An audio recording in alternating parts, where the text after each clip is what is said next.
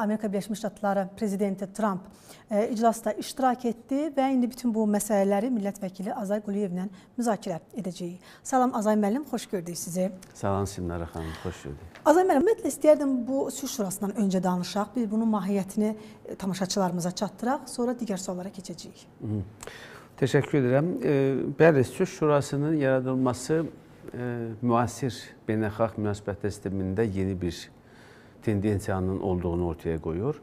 Çünki bilirsiniz ki, dəfələrlə, son illər ümumiyyətlə, xüsusilə BMT-nin öz funksiyasını yetirmədiyini, BMT-nin dünyada sülhü və təhlükəsizliyi təmin edə bilmədiyini göstərən çoxlu amillər, çoxlu sübut arqumentlər vardı və bunu tənqid edən çoxlu dövlətlər vardı. O cümlədən bir ki, Cənab Prezident də dəfələrlə BMT-nin islahatların aparılmasını, BMT-nin qəbul etdiyi qərarların, qətnamələrin hər hansı bir selektiv yanaşma olmadan icrasını vacibliyini qeyd etmişdir. Amma təəssüflər olsun ki, bunun biz heç vaxt şahidi olmadıq. Xüsusilə öz, necə deyərlər, timsalımızda həmişə BMT-nin nə qədər dişsiz bir orqan olduğunu biz gördük. Belə bir halda Trump'ın sülh şurasının yaradılmasından bağlı təşəbbüs irəli sürməsi mənə belə gəlir ki, məhz elə BMT-nin demontaj olunma prosesinin başlanğıcı da hesab edilə bilər. Çünki Trump bunu da gizlətmir ki, bu şuranın uğurlu fəaliyyəti əgər mümkün olarsa, bu BMT-nin Təhlükəsizlik Şurasına əvəz edəcək bir qurum da ola bilər. Düzdür, BMT-nin hələ potensial olduğunu da bildirir ki, hələ potensialı var, amma onu da qeyd edir ki, təəssüflər olsun ki, indiyə qədər BMT öz potensialından lazım səviyyədə istifadə etmir. Amma bütövlükdə isə bugün qarma-qarışıq bir dövrdə yaşayırıq. Bugün beynəlxalq nizamın tamamilə necə deyərlər, eroziya uğradığı, beynəlxalq hüquq normalarının ayaqda altına atıldığı bir dövrdə yaşayırıq. Və belə bir dövrdə təbii ki, BMT-nin funksiyasını yerinə yetirə biləcək bir qurumun yaradılması iddiasına ancaq süper güc dövlət, süper güc və Amerika kimi böyük bir dövlət çıxış edə bilər. Və ümumiyyətlə bilirsiniz ki, elə BMT-nin yaranışında da Amerika həmişə əsas söz sahibi olubdur. Baxmayaraq ki, BMT Təhlükəsizlik Şurasının 5 daimi üzvü var, onların veto hüququ var.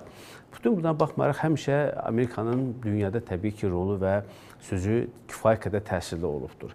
Və bunun da yaranması, burada da bir maraqlı bir paradoksa mən deyərdim vəziyyət ondan ibarətdir ki, deyilən arqumentlərlə, səslənən bəyanatlarla eyni zamanda mövcud vəziyyətlə bir balaca uzlaşmayan vəziyyət məqam ondan ibarətdir ki, məhz sülh şurasının yaradılması BMT-nin Təhlükəsizlik Şurasının noyabr ayına qəbul etdiyi qətnamə ilə təsdiqlənibdir. Təsəvvür edilsin, qətnamə qəbul olunur. Düzdür, orada Çinlə, Rusiya veto hüququndan istifadə etməsə də bir tərəf qaldılar. Amma bütün bunlara baxmayaraq, ümumi mənzərə bundan ibarətdir ki, artıq belə bir proses başlanılıbdır. Düzdür, bu nə qədər uğurlu olacaq, bu doğrudan digər ölkələrin və bütün dünya cəmiyyəsinin tam dəstəyini qazanacaq, qazanmayacaq, bu sonraki məsələ. Amma ilkin addım atılıbdır. Bu, bunun birinci bir, necə deyərlər, əsas ümumi görünən qlobal bir mənzərəsinin təsviridir. İkinci konkret nədir bu sülh şurası və niyə yaranır? Sülh şurasının birisi yaranmasında da əsas məqsəd, yer gəlmişən BMT Təhlükəsizlik Şurasının qətnaməsində də var idi ki, Qəzzədəki vəziyyəti deməli, həlli və Qəzzəyə nəhayət qazi sülhün gətirilməsi, Qəzzənin bərpa olunması, Qəzzədəki olan silahlı münaqişənin bir dəfəli həlli və s. Bir növ idarəetmə prosesini öz üzərinə götürən, Qəzzəni yeni bir mərhələyə keçmək üçün, yeni bir quruculuq mərhələsinə keçmək üçün yaradılan bir institusional mexanizmdir. Hətta BMT Təhlükəsizlik Şurasının qətnaməsində də bununla bağlı müddət var, yer gəlmişə. 2027-ci ilə qədər bu mandat verildi şurasına və indi də həmin mandat birbaşa qeyd olunmasa da və heç bir halda BMT-nin Təhlükəsizlik Şurasının verdiyi həmin o mandatdan söhbət getmir və sırf BMT necə də unudularaq məhz Trump ideyası, Trump'ın hətta BMT-si adlandırılır bu sülh şurası. Belə bir şuranın yaradılması artıq bu gün də Davosda rəsmən elan oldu, imzalama mərasimi keçirildi və 20-yə yaxın ölkə bu deməli yəni təşkil üzv kimi həmin təşəbbüsə qoşuldu. Yəqin ki, bu məsələ biz gəlir bunun sonraki deməli prosesdə gözləntilərimiz. Amma bu sülh şurası ümumiyyətlə nədir? Sülh şurası birinci mərhələdə Prezident Trump 60 ölkəyə dəvət göndərdi ki, həmin ölkələr təsisçi kimi sülh şurasında təmsil olunsunlar. Və sülh şurasının əsas ali orqanı elə həmin o institutun əsas ali orqan Sülh Şurasıdır və onun da sədri Prezident Trumpdır.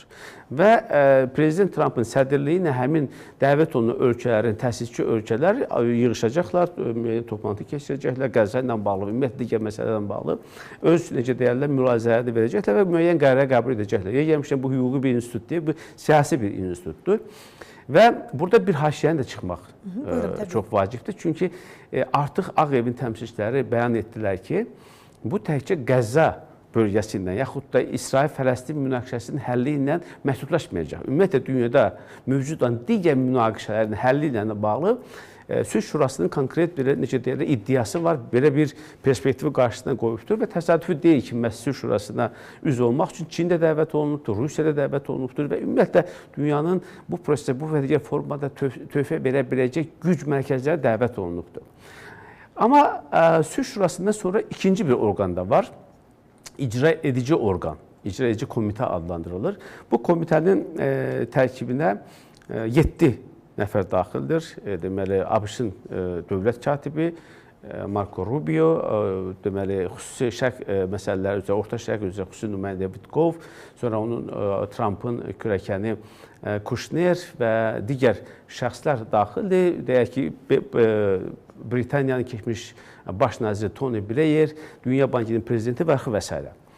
Və bu qurumun da funksiyası əsasən qəbul olunan qərarların icrası ilə bağlı məşğul olacaqdır və müəyyən düz hələ o səlahiyyətlər konkret nədən ibarətdir? Yəqin nizamnaməni biz tam görəndən sonra biz biləcəyik və üçüncü maraqlı bir qurum da var. Bu da Qəzzanı İcra Edici Şurası adlanır.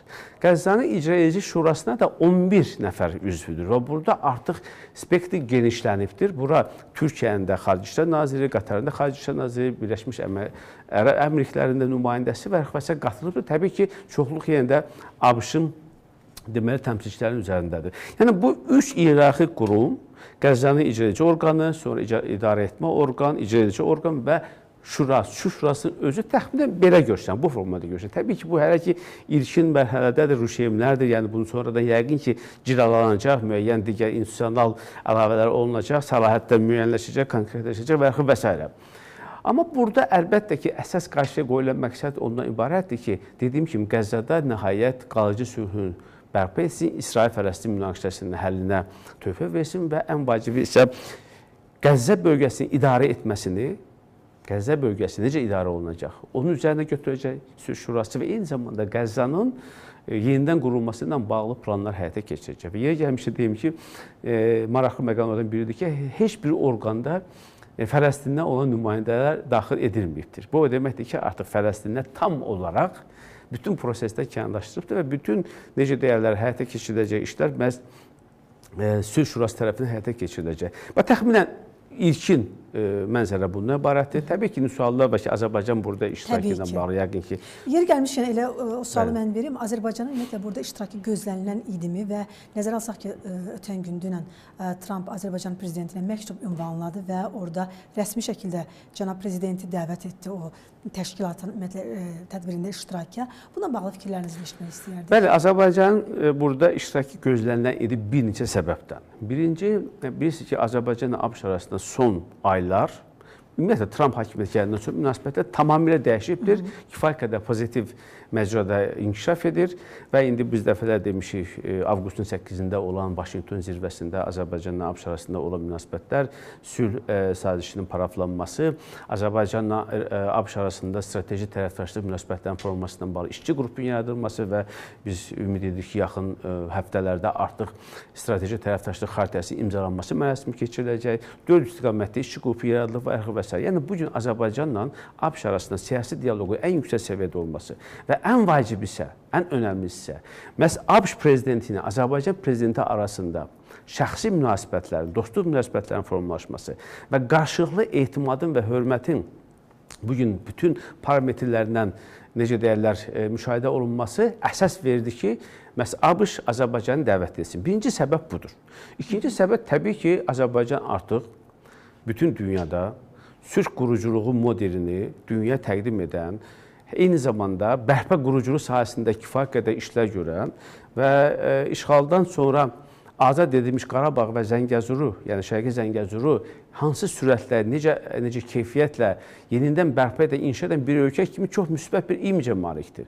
Ona görə də hesab edirəm ki, Sülh Şurasında Azərbaycanın həm sülh quruculuğu prosesindəki təcrübəsi, bilirsiniz ki, sülh quruculuğu təkcə sözdən və verilən bəyanatlardan məhdudlaşmır, onun arxasında çox böyük bir güc dayanmalıdır, böyük əmək sərf olunmalıdır və konkret olaraq Cənubi Qafqaz kimi narahat bir bölgədə müxtəlif maraqlar bir araya gətirərək sülhü davamlı etmək və buna nail olmaq əlbəttə ki, bu asan məsələ deyil. Ona görə Azərbaycan bugün beynəlxalq aləmdə çox böyük bir müsbət imici var, sülh qurucusu imici var və Azərbaycan bugün beynəlxalq nüfuzu elə bir formadadır ki, məhz belə bir proseslərdə Azərbaycan nəinki iştirakçı ölkə kimi iştirak edə bilər, eyni zamanda öz təcrübəsini də bölüşə bilər. Digər tərəfdən də əlbəttə Qəzza quruculuğunda mən sizə verirəm ki, Azərbaycandan yaxşı təcrübəsi olan hər hansı bir ölkə yoxdur və düşünürəm ki, bu həm də Azərbaycanda təkcə siyasi dividendlər yox, həm də iqtisadi dividendlər gətirə bilər.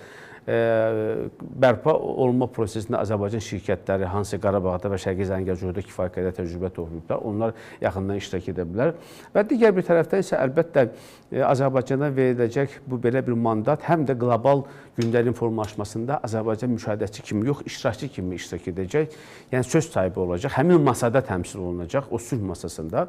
Və əgər deyilənlər də doğru olsa, gələcəkdə sülh şurası təkcə Qəzza bölgəsindən, Qəzza münaqişəsindən məhdudlaşmasa və daha digər münaqişələrin həllində iştirak etmək imkanı olsa, əlbəttə ki, bu deməkdir ki, Azərbaycan artıq qlobal oyuncu kimi bütün proseslərdə iştirak edə bilər, öz töhfəsini verə bilər, öz maraqlarını qoruya bilər və əlbəttə ki, bu məsələlərdə biz hesab edirik ki, Azərbaycan həm də bir körpü rolunu oynaya bilər. Bugün bilirsiniz ki, Qərblə Şərq arasında olan münasibətlərin tənzimlənməsində, qlobal cənubla qlobal şimal arasında dialoqun yaranmasında Azərbaycan çox böyük təcrübəsi var. Xüsusilə bilirsiniz ki, 4 il Azərbaycan qoşulma hərəkətinə rəhbərlik edibdir. Orada müxtəlif ölkələr, müxtəlif maraqlara, geosiyasi potensial malik olan ölkələrin məhz konsensus əldə etməsində Azərbaycan çox böyük təcrübəsi var. Azərbaycan qurucu dövlət kimi, Azərbaycan barışdırıcı dövlət kimi, Azərbaycan sülh prosesində dediyim kimi kifayət qədər təcrübəyə malik olan bir ölkə kimi çox böyük töhfəsi verə bilər. Həm də bu Azərbaycanın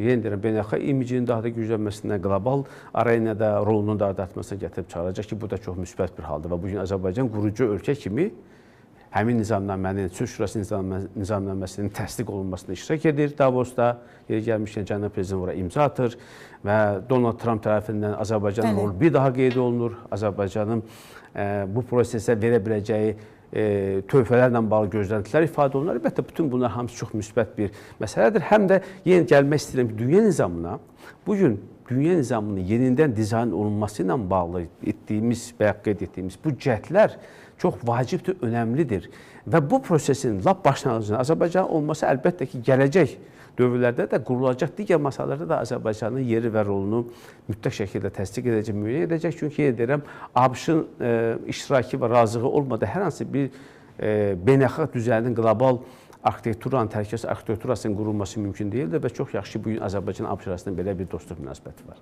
Yeri gəlmişkən Azay müəllim, Azərbaycanla Amerika Birləşmiş Ştatları arasındakı o münasibətlərə toxunmaq istəyirəm. Azərbaycan prezidenti də dedi ki, artıq iki ölkə arasında yeni bir mərhələ başlayır.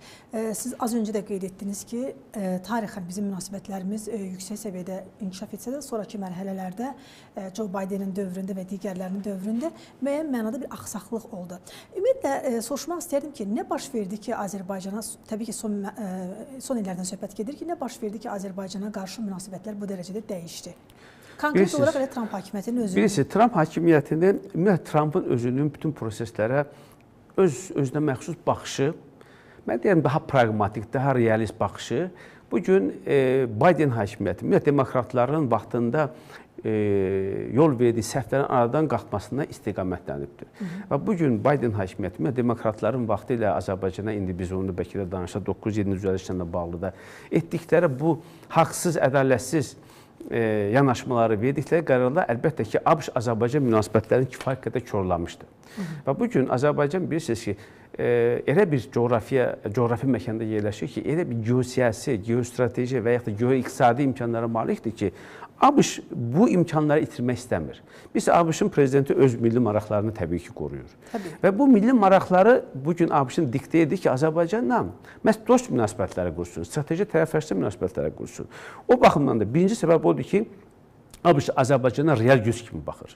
İkinci, əlbəttə ki, Azərbaycan özünü də təsdiq etməlidir. Azərbaycan da öz potensialını, bacarığını, özünün gücünü dünyaya nümayiş etdirmək. Yəni, sən bir dəyər qazanmalısan ki, qarşı tərəf bu dəyəri görsün və ondan müəyyən mənada o dəyəri qəbul edərək həmin, belə deyək də, dəyərlə öz münasibətlərini qursun, yaxud da həmin ölkənin imkanlarını düzgün qiymətləndirsin. İkinci isə Azərbaycan xüsusilə Vətən müharibəsindən sonra bu bölgədə yaratdığı yeni geosiyasi reallıqlarla bağlı öz gücünü və prinsipal mövqeyini nümayiş etdirdi və bütün dünyada, o cümlədən ABŞ-ın rəhbərliyi də gördü ki, Azərbaycan hər hansı bir formada onun milli maraqlarına uyğun olmayan nə isə sırmaq mümkün deyil. Hər hansı bir formada təzyiq dilində danışmaq mümkün deyildir və ən yaxşı yoludur ki, Azərbaycanın dostluq və əməkdaşlıq münasibətləri qurulsun. İkinci səbəb bundan ibarətdir. Üçüncü səbəb isə əlbəttə geosiyasi vəziyyətdən bağlıdır. Bugün biz ki, Azərbaycan yerləşdiyi bölgənin ətrafında kifayət qədər türbulanslı proseslər gedir. Bir tərəfdən İran, bir tərəfdən Rusiya, bir tərəfdən də yaxın şərqdə olan proseslər. Azərbaycan bu bölgədə aparıcı rol oynayır. Təbii ki, burada logistika məsələsi var, burada orta dəhlizin keçid imkanları da var, burada Asiya ilə Avropa arasında olan bağlantıların yaranması məsələsi də var və Azərbaycan burada təbii ki, açar ölkələrdən biridir. Və bütün bu arqumentləri, bütün bu reallıqları biz göz önünə gətirsə, görək ki, Azərbaycana bugün münasibət ABŞ tərəfdən kifayət qədər məntiqlidir və ədalətlidir.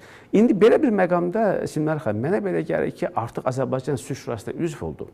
Azərbaycana artıq strateji tərəfdaşlıq haqqında deməli, xartiyanın imzalanması ilə bağlı prosesdə demək olar ki, yekunlaşmaqdadır. Mənə belə bir məqamda artıq 907-ci düzəlişin bir mənalı şəkildə ləğv olunması olmazsa olmaz bir vəziyyətlə gəlib çatıbdır. Çünki artıq ABŞ bunu aradan qaldırmasa, Azərbaycanla ABŞ arasındakı olan əməkdaşlıq perspektivlər ciddi şəkildə irəliyə bilməz. Çünki həmin 907-ci düzəliş, bədnam bu düzəliş Azərbaycana ABŞ-ın dövlət səviyyəsində deməli, yardımını qadağan edir. Ona görə də biz çox inanırıq və ümid edirik ki, bu proses paralel olaraq gedəcək və nə qədər ki, hələ ki, ABŞ-ın deməli, Respublikaçılar Partiyası Konqresdə və Senatda üstünlüyü təşkil edirlər və mən hesab edirəm ki, Prezident Trumpın administrasiyası bundan istifadə edərək 907-ci düzəlişin də aradan qaldırılmasını tezləşdirməlidir. Düzdür, bundan bağlı artıq bilirsiniz ki, təşəbbüs var. Respublikaçı Konqresmeni artıq bundan bağlı deməli, qanun layihəsini təqdim edibdir xarici komitəyə və biz gözləyirik ki, xüsusilə ABŞ administrasiyası bu prosesi daha da sürətləndirsin.